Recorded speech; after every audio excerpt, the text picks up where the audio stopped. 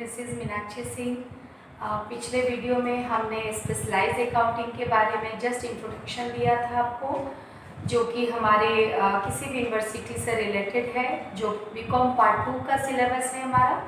और सिलेबस की जानकारी के बाद थोड़ा लंबा ड्यूरेशन हो गया था ड्यू टू नेटवर्क इशू था और नेट की प्रॉब्लम चल रही थी, तो अब हम लोग पुनः अपने वीडियो को बना रहे हैं।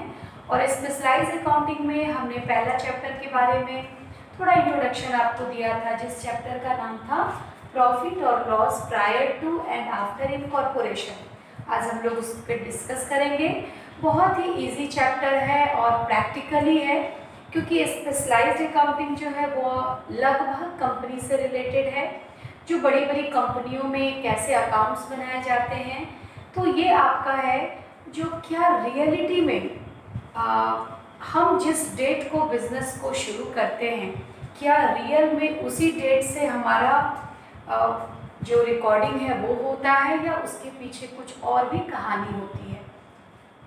इसीलिए आपके बुक में एक वर्ड आता है इनकॉर्पोरेशन। तो पहले हम लोग इस वर्ड को समझें। इनकॉर्पोरेशन का अर्थ होता है कमेंसमेंट ऑफ बिजनेस, यानी कि जिस डेट को आप बिजनेस करने के लिए सर्टिफाइड होते हैं, यानी रजिस्ट्रार ऑफिस से आपको कहा जाता है जो फलाने डेट पर आप अपने कंपनी को शुरू कर सकते हैं। तो जिस डेट को आपको एक्ट के द्वारा, कंपनी के द्वारा, गवर्नमेंट के द्वारा, लॉ के द्वारा, रूल्स के द्वारा जब बिजनेस को कमेंस करने का परमिशन मिलता है, तो वो क्या कहलाता है, इनकॉर्पोरेशन। लेकिन प्रैक्टिकली लाइफ में सपोज कीजिए हमने अपने कंपनी को शुरू करने के लिए एक फॉर्म फिलअप किया, जो हम कंपनी शुरू कर रहे हैं, और वह यहाँ देखिए ध्यान से, हमने 1 जनवरी 2013 को परचेज किया था, यानी कि अप्लाई किए जो हम कंपनी शुरू करना चाहते हैं और हम उस काम को शुरू करना चाह रहे हैं, लेकिन 1 जनवरी। लेकिन रजिस्ट्रार ऑफिस में जाने के बाद मेरे सारे चीज़ को समय लग गया कमेंस होने में, यानी सर्टिफिकेट बनने में समय लग गया। तो डेट ऑफ इनकॉर्पोरेशन मेरा क्या हो गया, 1 मई हो गया। यानी हमको शुरू करना था 1 जनवरी को, लेकिन एज ए रूल्स के अनुसार हमको कब शुरू करना है, 1 मई को। और हमारा एंडिंग ईयर क्या है, 31 दिसंबर, यानी कैलेंडर ईयर है। अब आप ही समझिए, जो क्या हम हाथ पे हाथ धर के बैठे रहेंगे या बिजनेस को रन कराएंगे।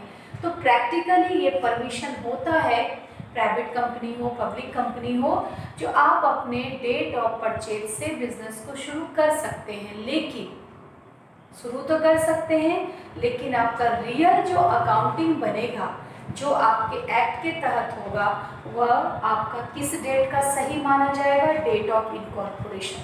तब बात आती है, जो अगर हम 1 जनवरी को, यहाँ देखिए 1 जनवरी को अगर हम बिजनेस शुरू कर रहे हैं और हमको सर्टिफिकेट मिला 1 मई को, तो बीच का जो ड्यूरेशन है, तो बीच का ड्यूरेशन कितना हो गया, जनवरी, फरवरी, मार्च, अप्रैल, यानी 4 मंथ्स। 4 मंथ्स तो हमारी कमाई हुई, चाहे वो प्रॉफिट हो चाहे लॉस हो, हमने बिजनेस से अर्न किया। और अब हमारा वास्तविकता शुरू कब हुआ, 1 मई से। तो 1 मई से दिसंबर तक जो हम काम किए, तो फिर मेरा कितना मंथ हो गया, अगर आप मई से काउंट करेंगे तो मई, जून, जुलाई, अगस्त, सितंबर, अक्टूबर, नवंबर, दिसंबर, यानी ऑब्वियसली 8 मंथ्स हो गया। अब देखिए आप 1 मई से, तो आपका कितना मंथ्स हो गया, 18 मंथ्स, यानी कि 2013 में आपने रियल में सरकार की नज़र में, कंपनी की नज़र में कितने मंथ काम किए, 8 मंथ। फिर जो आपका नया ईयर 2014 शुरू होगा, वो फिर आपका लगभग क्या हो, तो फिर आपका 12 मंथ्स का ही होगा। ये स्टार्टिंग की बात हो रही है, यानी कि due to certificate of your commencement of your business can be certified by the company registrar office. तो ये हमारा कंपनीज एक्ट 1956 रिवाइज 2013 एक्ट में यह बोला गया, जो अगर हम अपने बिजनेस को डेट ऑफ परचेज से शुरू करते हैं, तो ये जो 4 और 8 मंथ्स का हुआ, तो 4 मंथ जो हुआ वो मेरा क्या कहलाएगा, बिफोर इनकॉर्पोरेशन। बिफोर को ही हम लोग क्या बोलते हैं, प्रायर टू बोलते हैं, ठीक है। और ये जो 8 मंथ्स का हमारा हुआ, ये हमारा कैसा होगा, आफ्टर। यानी आपको प्रैक्टिकली में क्या करना है, आपका मेन पॉइंट होगा date of incorporation. I hope आप समझ रहे होंगे, डेट ऑफ इनकॉर्पोरेशन और बिफोर डेट ऑफ इनकॉर्पोरेशन का अलग हम लोग यूज करेंगे और आफ्टर इनकॉर्पोरेशन का अलग यूज करेंगे। तो बिफोर का पीएल अलग बनाएंगे, आफ्टर का अलग बनाएंगे। क्यों अलग बनाएंगे, उसके पीछे का कारण है, जो कंपनी आपका चेकिंग 8 मंथ का करेगी, तो 4 मंथ वाला काम आप क्या करेंगे। तो रियल में नॉलेज के लिए आपको बता दें, जो बिफोर यानी प्रायर टू जो भी हमारा प्रॉफिट लॉस होता है, यानी बिफोर इनकॉर्पोरेशन, वो हमारा कैपिटलाइज होता है। कैपिटलाइज आप नाम जरूर सुने होंगे, पूंजीगत जिसको बोला जाता है, वो कैपिटलाइज प्रॉफिट माना जाता है। और जो भी हमारा आफ्टर होता है वो हमारा डिस्ट्रीब्यूशन प्रॉफिट माना जाता है या रेवेन्यू माना जाता है। यानी कि बिफोर वाले में से आप कुछ भी डिस्ट्रीब्यूट नहीं करेंगे, वो पूरा का पूरा ऑनर का होगा। हाँ, अगर कंपनी को हानि होती है, कंपनी को किसी भी तरह का अगर इंसॉल्वेंसी वाला टर्म आया या किसी भी तरह का ऐसा इंसिडेंट आया, तो इस कैपिटल यानी बिफोर वाले से वो क्या करेगा, कंपनसेट करेगा। लेकिन आफ्टर वाला जो भी प्रॉफिट है उसको वह क्या करेगा, डिस्ट्रीब्यूट करेगा। डिस्ट्रीब्यूट करेगा यानी सैलरी देगा, एक्सपेंस करेगा, जो भी हमारा सस्पेंस है वो सारा चीज़ वो मैनेज करेगा। तो आपको थ्योरी में ये समझना है, जो बिफोर इनकॉर्पोरेशन जितने भी प्रॉफिट होंगे उसको हम कैपिटलाइज प्रॉफिट बोलेंगे, और आफ्टर इनकॉर्पोरेशन जितने भी प्रॉफिट होंगे उसको हम डिस्ट्रीब्यूशन प्रॉफिट बोलेंगे, यानी वितरण करने वाला लाभ बोलेंगे। अब एक और एग्जांपल हम आपको फाइनेंशियल ईयर का दे दें। यहाँ देखिए, अगर हम डेट ऑफ परचेज किए 1 अप्रैल, ठीक है, 2013, तो 2013 किए, लेकिन हमको इनकॉर्पोरेशन यानी सर्टिफिकेट कब मिला, 1 जुलाई को। अब हम 1 जुलाई से शुरू करेंगे और एंडिंग है हमारा 31 मार्च।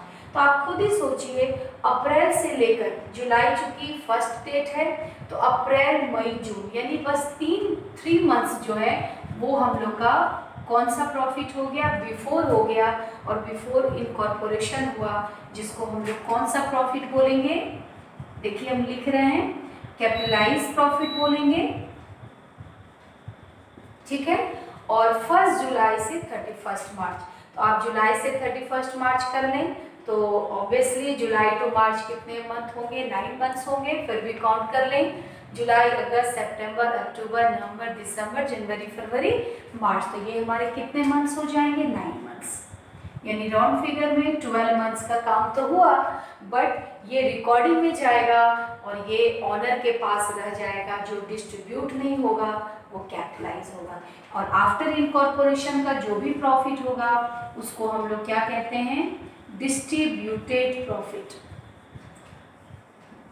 क्या बोलेंगे, डिस्ट्रीब्यूटेड प्रॉफिट। अब देखिए, इस थ्योरी में, इस चैप्टर में थ्योरी बहुत ज़्यादा नहीं है, आपको मेनली आपको अंडरस्टूड करना है इनकॉर्पोरेशंस को, और इनकॉर्पोरेशन में आपको समझना है। और सबसे बड़ी बात क्या होती है, जब आप डिस्ट्रीब्यूशन पर आएंगे तब आपको कौन कौन से रेवेन्यू आइटम आएंगे, जैसे ग्रॉस प्रॉफिट हुआ, ग्रॉस लॉस हुआ, बहुत तरह के एक्सपेंस है जिसका डिस्कस हम नेक्स्ट वीडियो में करेंगे जब हम लोग प्रैक्टिकली बनाएंगे।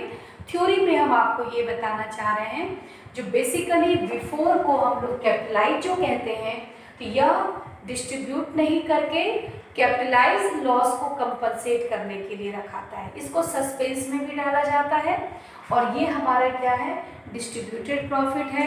ये लॉस भी हुआ तो भी डिस्ट्रीब्यूट होगा, प्रॉफिट हुआ तो भी डिस्ट्रीब्यूट होगा। और इसमें क्या होता है, अगर हमारा अमाउंट बचता है तो वो गुडविल में ट्रांसफ़र होता है, और इसमें का जो भी अमाउंट है वो कैपिटल रिजर्व में ट्रांसफ़र होता है। तो कहीं ना कहीं आप पार्ट 1 में भी पढ़े होंगे, 12th में भी पढ़े होंगे कि जब कंपनी अपने स्टेटमेंट को तैयार करती है तो जो भी बैलेंसिंग फिगर होता है उसको वह कैपिटल रिजर्व या गुडविल के रूप में ट्रांसफ़र करती है। तो खैर ये तो हम लोग जब प्रैक्टिकल बनाएंगे तो समझ जाएंगे। तो ड्यू टू इनकॉर्पोरेशन आपको अपने पॉइंट को अटेंशन करना है, और बिफोर और आफ्टर पे पहले डिस्कस करना है। और आज आप घर पे जितने भी इलास्ट्रेशन होंगे related to date of purchase, date of incorporation and ending year, उससे आप निकालना जानेंगे। और एक इम्पॉर्टेंट बात और है, जरूरी नहीं है हर सवाल 12 मंथ्स का ही हो। जैसे ये आपको भी एग्जाम्पल दिए, तो ये 8 और 4 12 हो गया, 9 और 3 12 हो गया, लेकिन जरूरी नहीं है, क्योंकि कभी कभी हमारा स्टार्ट डेट ऑफ परचेज, अगर डेट ऑफ परचेज ही फर्स्ट में हो जाता तो डेट ऑफ इनकॉर्पोरेशन मेरा कुछ और होता, तो घुमा के फिर भी मेरा 8 मंथ का ही बनता। तो कभी कभी हमारा फर्स्ट ईयर जो है वह 7 मंथ्स का भी हो सकता है, 8 मंथ्स का भी हो सकता है। तो ये कभी नहीं सोचिएगा जो हमेशा हमारा सवाल 12 मंथ्स का ही बनेगा। ठीक है, तो आज के इस वीडियो में इतना ही। आपको थ्योरी हमने बता दिया, आप बिफोर एंड आफ्टर को रीड करके रखेंगे, और कल हम लोग नेक्स्ट वीडियो में इसके सारे प्रैक्टिकल प्रॉब्लम को लेंगे और 1-2 प्रॉब्लम को सॉल्व करेंगे और फिर आगे बढ़ेंगे। आई होप आपको अच्छा लगा होगा। Thank you so much.